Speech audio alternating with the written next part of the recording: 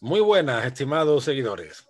¿Existe una dicotomía entre hispanidad y Europa? ¿No se puede mirar a Europa si uno es hispanista o viceversa? ¿Uno no puede mirar a la hispanidad si cree que España tiene que tener su sitio en Europa? ¿De verdad existe esta dicotomía, esta contraposición que está generando muchos debates en las redes sociales, especialmente para denigrar a aquellos que nos consideramos hispanistas? Creemos que es un tema que está de moda, muchas veces lleno de incomprensiones y de inexactitudes, y por ello venimos a tratarlo con nuestro pana Emilio Acosta Ramos de Venezuela Provincial. ¿Qué tal, Emilio? ¿Cómo estamos? Hola Antonio, bueno, encantado una vez más de estar en tu programa, en tu canal de YouTube, Antonio Moreno Ruiz. Y sí, bueno, es un tema que últimamente pues ha salido mucho a cotación en redes sociales y es un tema candente, ¿no? Como se diría en el Caribe. Y cuando nos ponemos a ver, hay más diferencias entre España y Europa que entre España e Hispanoamérica, ¿no? A pesar de que España pues se encuentra geográficamente en el continente europeo, pero la cultura española pues está presente al otro lado del charco y eso es innegable. Claro, yo lo que pasa es que cuando me dicen Europa y América, bueno, ¿de qué estamos hablando? Ujú. Si yo en Europa, por ejemplo, me sitúo el mundo grecolatino, por así decirlo, pues sí, me siento como en casa. Yo me puedo sentir como en casa en Italia, en Grecia. Pues no te digo en Portugal, que somos la misma península, ¿no? O sea, yo en Portugal nunca me he considerado extranjero. De hecho, yo tengo mucho más cerca el Algarve que Madrid, por ejemplo, ¿no? O sea, por eso te digo que yo creo muchas veces que Europa es entendida en un sentido abstracto, es una quimera porque hay muchas Europas. Uh-huh. Entonces, pues bueno, incluso los franceses a finales del 19 lanzaron esa idea del panlatinismo, que si tú la analizas no está mal del todo, pero el problema es que conociendo el nacionalismo francés bonapartista, eso llevaba a una contraparte que desde luego bonapartismo nunca más, por Dios, nunca más. Pero, Sí, por buscaban que los ejemplo, franceses fueran la potencia hegemónica en aquel momento, es lo claro, que estaba detrás de eso. y no quiero ser tutelado, y menos por Francia. Merci.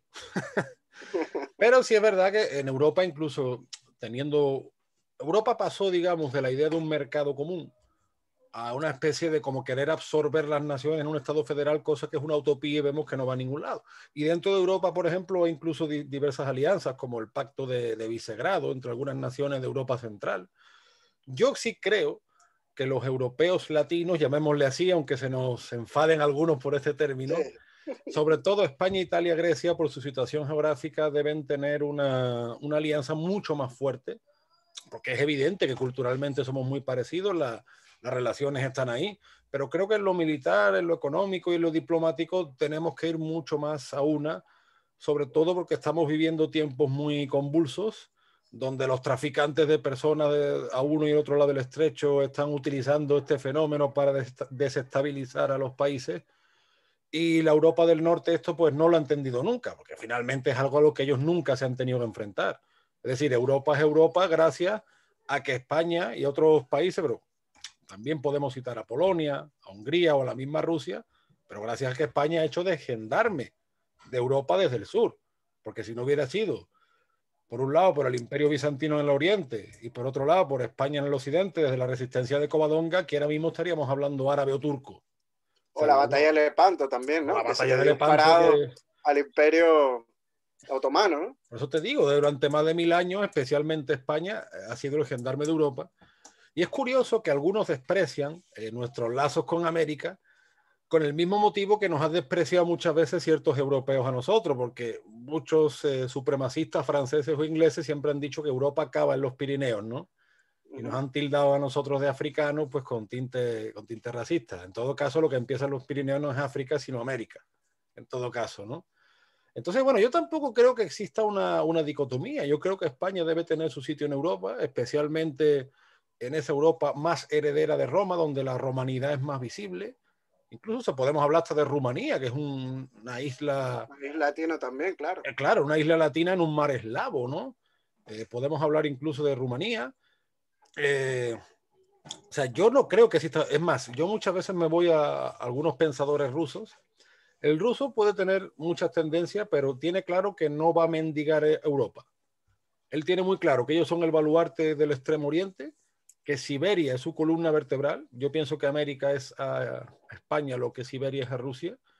Y de hecho la idea de Eurasia, esa idea de influencia, a día de hoy se relaciona mucho con Alexander Dugin y la cuarta teoría política, pero mucho antes que Alexander Dugin, los exiliados rusos blancos, que tuvieron que exiliarse por culpa del comunismo, ya esbozaron esta idea para recuperar el área de influencia del imperio de los zares, ¿no? Y en Rusia, como te digo, hay gente de diversas tendencias que esto lo tiene muy claro. Nosotros no tenemos por qué ir con la cabeza agachada ni a mendigar que nos reconozcan como europeos, ¿no? Sin España, Europa no existiría. Pero, dicho esto, por otro lado veo que ahora hay cierta tendencia a decir que nosotros no nos parecemos en nada a América, que aquello es una tierra exótica, subdesarrollada, y el otro día yo leía, ¿cómo vamos a ser más parecidos a un andino de Cajamarca que a un bretón? Bueno, mire usted, depende de lo que usted entienda por un andino de Cajamarca. Precisamente en esa región del norte del Perú, recibió en la época de la Unión Ibérica, de cuando Felipe II fue rey y unió Castilla y Portugal, fueron muchísimas familias enteras castellanas y portuguesas a esa zona. En Perú, de hecho, los cajamarquinos siempre han tenido fama de ser más blancones. Incluso los indígenas son distintos, los indígenas del norte y del sur. Y el folclore es parecidísimo. Lo que ocurre es que eso no se sabe ni aquí ni allí, porque nos hemos puesto como un muro de ignorancia. Y yo que he viajado un poco, no mucho, pero he viajado un poco por los Andes, me he quedado sorprendido, Emilio, porque hay pueblecitos que tú no sabes si estás en La Mancha, si estás en Extremadura, si estás en Andalucía. Y claro, si nosotros la idea que tenemos de América es que América es una tierra salvaje que la gente va con taparrabo tirando flechas, pero ya América es un continente muy grande. O sea, y por eso te digo, estos ejemplos que muchas veces se ponen, Emilio, son, yo creo que capciosos, no son acertados, ¿no? No, y lo podemos ver ahora que estamos hablando tú y yo, ¿no? Que el acento caribeño, que es el que tengo yo, es muy parecido al andaluz y más parecido todavía al canario, ¿no? O sea, nada más en la forma de hablar, que estamos hablando el mismo idioma, nos estamos comunicando en el mismo idioma, pues el acento también es muy similar, ¿no?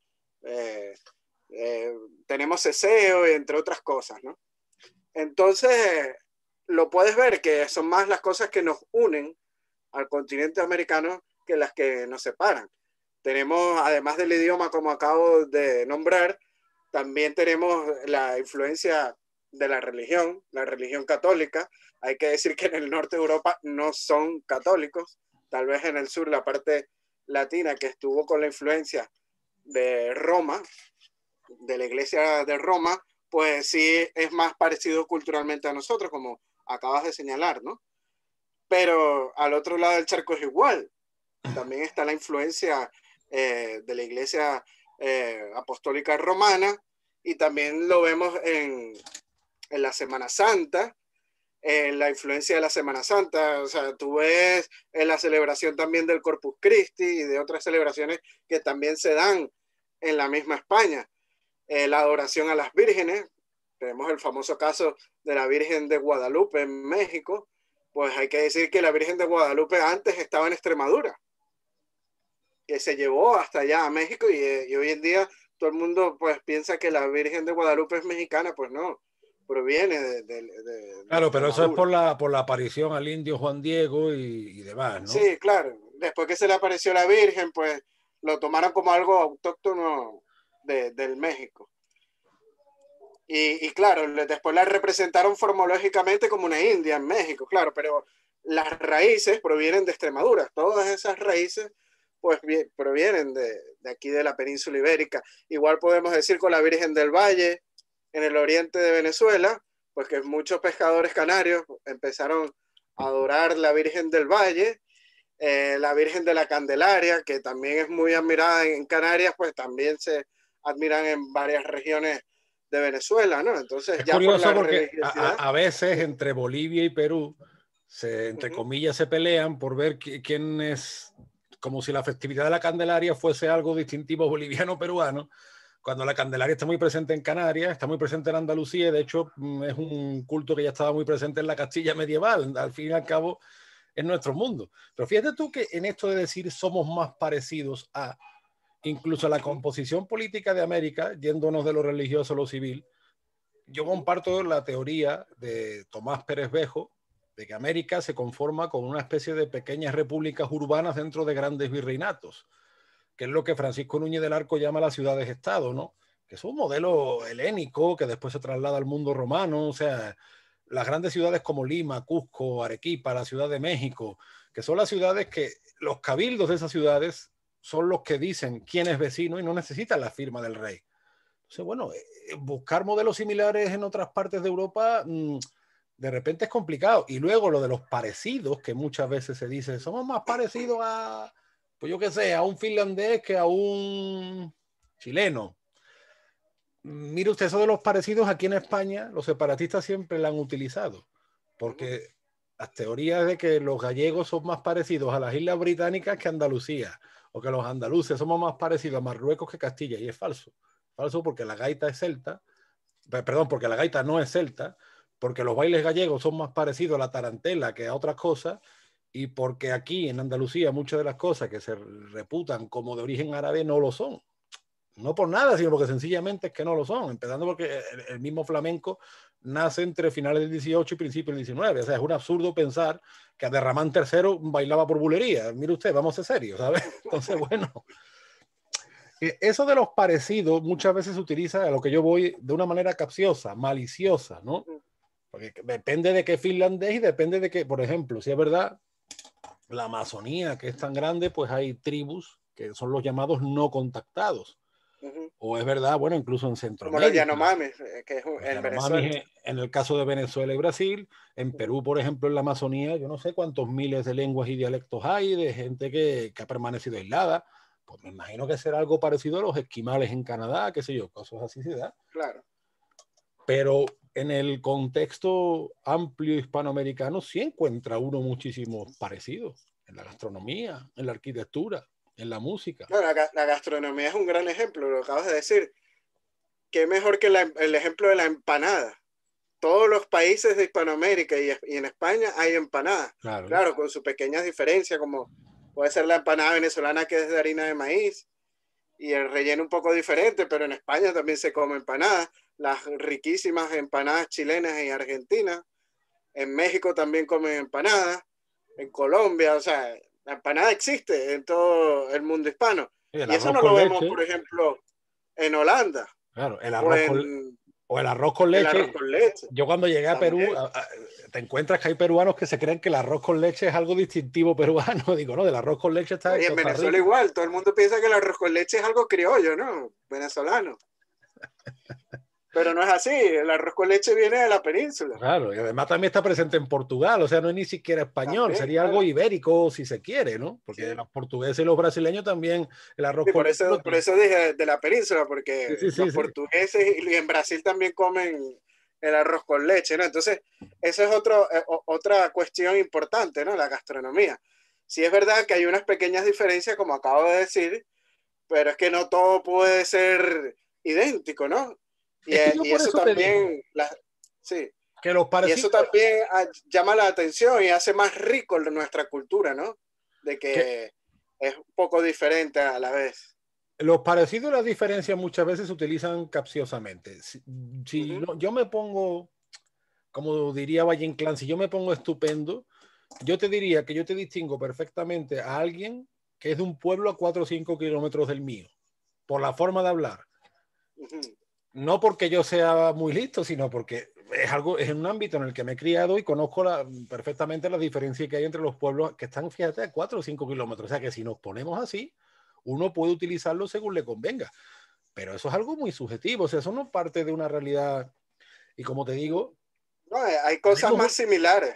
Claro, y tenemos una idea de América, como yo digo, que es una idea que parece que es la misma idea que tienen en Estados Unidos, una idea western. Oiga, que en América hay ciudades, que en América hay civilización, que en América hay gente de todos los colores. Aquí nos pensamos eso de que son gente en taparrabos tirando flechas, que no, que en América hay gente más blanca que yo en la América hispana, y también hay gente morena y también hay gente mestiza. Oye, igual que en Estados Unidos es un país mestizo, tan mestizo más como puede ser Brasil, por ejemplo. Y tú que has vivido allí lo sabes.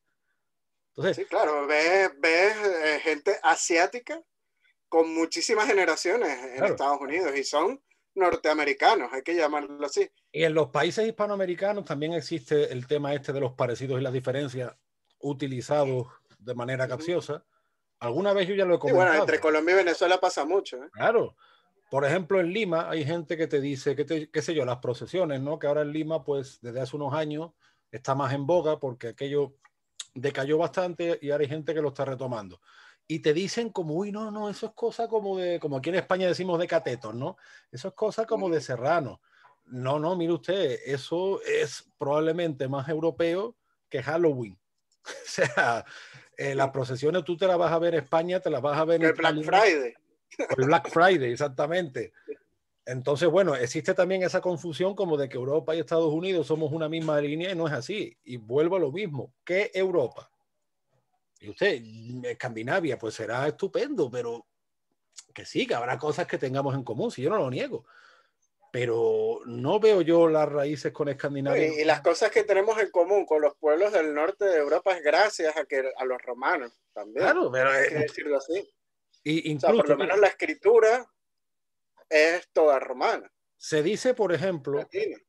cuando se habla de estos temas, hay quien utiliza a los visigodos, la época visigoda, poco más o menos para que nos den el carnet de vikingos. Pensando que los godos no tienen nada que ver con los vikingos, gracias a Dios. Bueno, y para los godos siempre nombro a nuestro amigo el especialista Daniel Gómez Aragonés, al que le mando un abrazo, mi gran maestro. Un Los godos saludo son para un él. pueblo de raigambre escandinava, es cierto, pero tienen un periplo que es enorme. Un periplo que va desde el Báltico hasta Crimea. Llegan al mundo mediterráneo, unos se asientan en Italia, otros en la Galia, otros en España. Bien, dicho esto, en ese periplo que se recorre en más de media Europa, incorporan costumbres de alanos y sármatas, por ejemplo, el tema de la cetrería. Tú sabes que Castilla a día de hoy, pues, es gran tierra de cetreros, de halconeros, ¿no? Ahí vemos la influencia de los visigodos, que a su vez la tienen por el contacto con los alanos, con los sármatas, incorporan a una tribu completa de Rumanía, entran hablando en latín, entran como aliados de Roma, entran cristianos. O sea que haya quien utiliza a los visigodos, a los aliados de Roma, a los federados de Roma, como una especie de símbolo distintivo que nos llevaría a la famosa serie de Netflix Vikingo. Mire usted, eso no tiene ni pies ni cabeza. Eso no tiene ni pies ni cabeza. Si es verdad que España, cuando se constituye como una nación en un sentido antiguo, no en un sentido moderno liberal, para que no se nos ofenda, es bajo la aristocracia y la monarquía visigoda, pero con un pueblo de mayoría romana. De hecho, los visigodos siempre llamaron romanos a la población. Hasta el mismo edicto de Leovigildo habla de romanos en el siglo VI. Los moros, ya fueran del norte de África o de Oriente, siguieron llamando rum, al rumía, rumilla, a los pobladores de la península.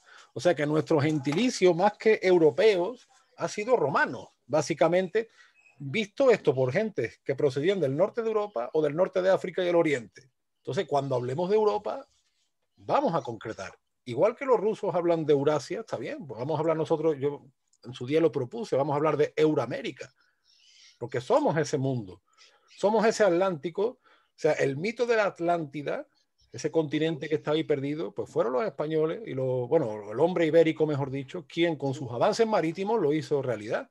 Entonces, ¿por qué tenemos que estar acomplejados como pidiendo perdón en Europa y por qué tenemos que renunciar a ese gran continente con el que tenemos tanto en común? Yo no veo contradicción entre una cosa y otra, y estas estúpidas discusiones que muchas veces se forman en las redes sociales, ¿no?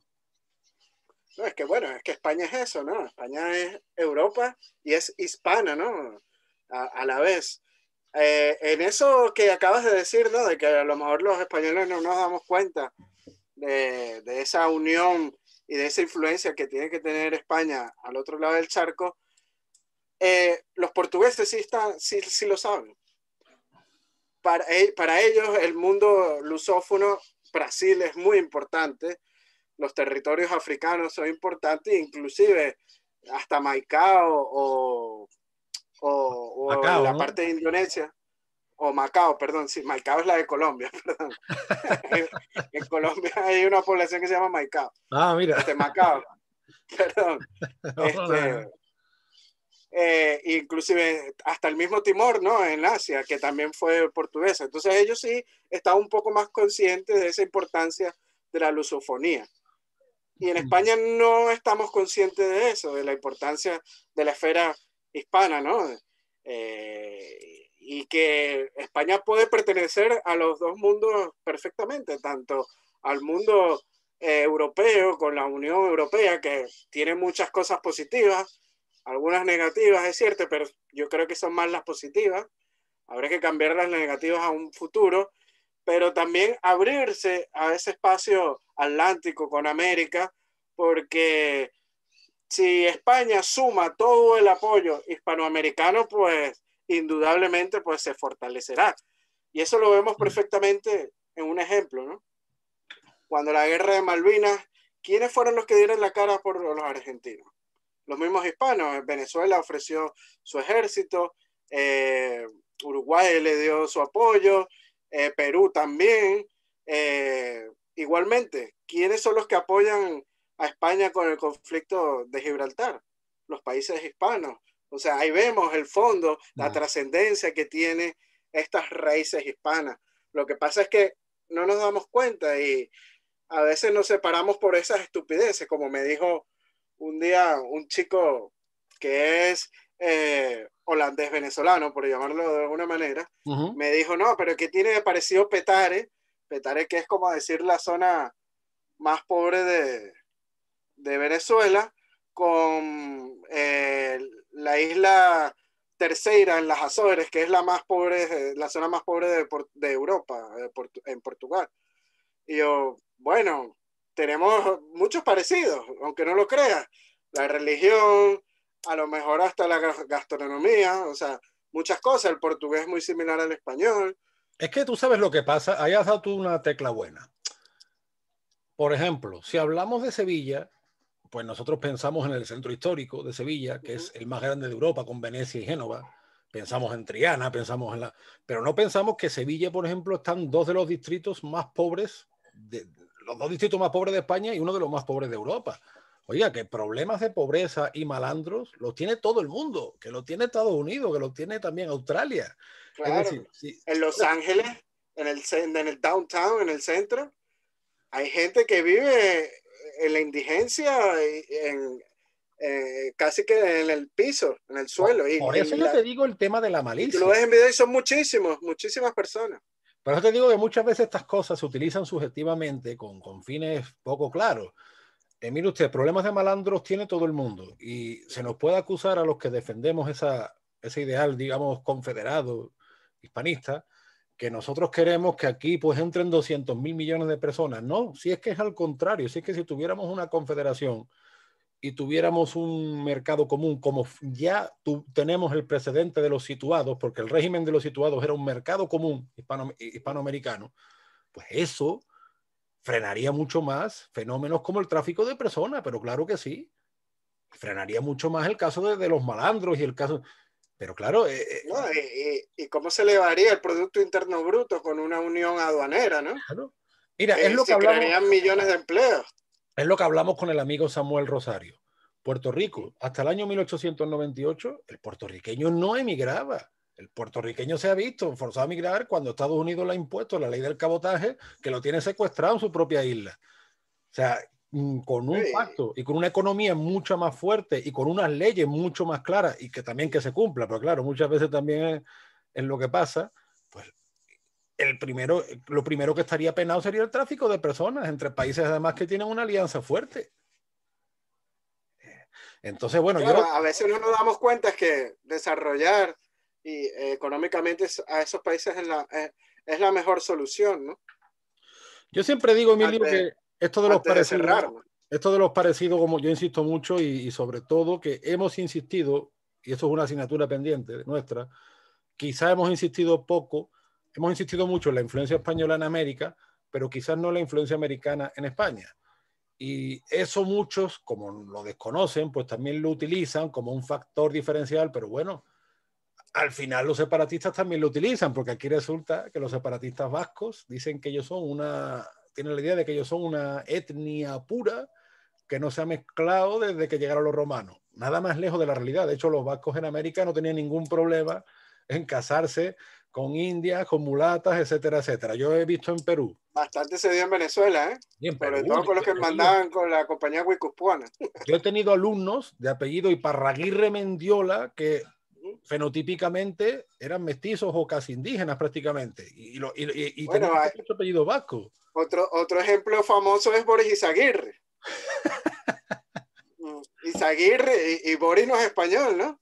Bueno, ahora sí tiene la nacionalidad, ¿no? Porque lleva muchos años aquí en España y creo que está casado con un gallego. Pero que él es criollo puro, ¿eh?